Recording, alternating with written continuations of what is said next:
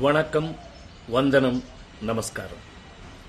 நான் தெலுங்கு நடிகர் ராஜேந்திர பிரசாத். 2 நாளுக்கு முன்னாடி இந்த ஊர்ல ஒரு ஃபங்க்ஷன் நடந்தது. அதுல பழைய நடிகர் காந்தாராவ் சார் அவார்டு எனக்கு கொடுத்தாங்க. அந்த ஃபங்க்ஷன்ல பேசும்போது நான் சும்மா அப்படி ஜாலியா பேசும்போது தமிழ் சினிமா கடவுள், என்னுடைய ஒப்பீனியன்ல தமிழ் சினிமா கடவுள் எம்ஜிஆர் சார் பத்தி சும்மா ஜாலியா பேசும்போது ஒரு வார்த்தை மிஸ் ஆயிட்டு வந்துடுச்சு. அது இப்போ யார் பண்ணாங்கன்னு தெரியாது, வேணும்னு பெருசு பண்ணி விட்டாங்க. அது நான் ஒன்றும் அந்த மாதிரி அவர் பேசுவேன். நான் எவ்வளோ தைரியம் எனக்கு. மദ്രാஸ் ஃபிலிம் இன்ஸ்டியூட்ல படிக்கும்போது அவர் தான் சிஎம். அவர் நாங்கள் எல்லாம் ஆக்டிங் எப்படி கற்றுக்குறோன்னு பார்த்தவர். அவர் சொல்கிற அளவுக்கு நான் இல்லை.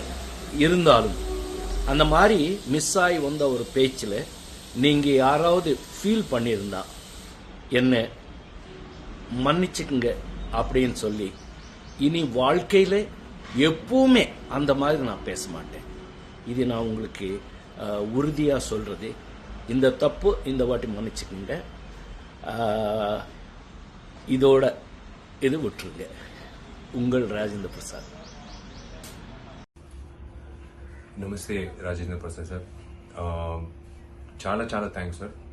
ఒక ముఖ్యమైన విషయం ఇది ఏమంటే, మీ వీడియో వచ్చిన తర్వాత ఎంజిఆర్ గారికి మీకే తెలుసు, చాలామంది మాలాంటి జనరేషన్ కాకుండా చాలామంది ఆయనతో ప్రయాణం చేసిన చాలామంది వచ్చి కొంచెం బాధపడారు.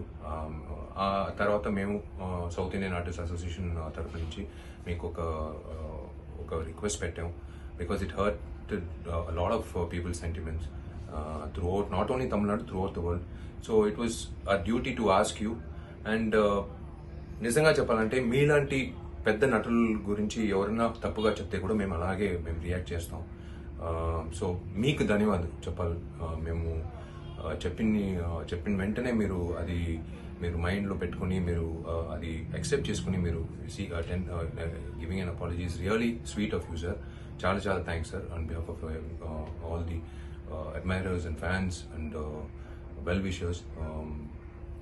ఇట్స్ నిజంగా మీరు గొప్ప మనిషి సార్. అది చాలా మందికి అది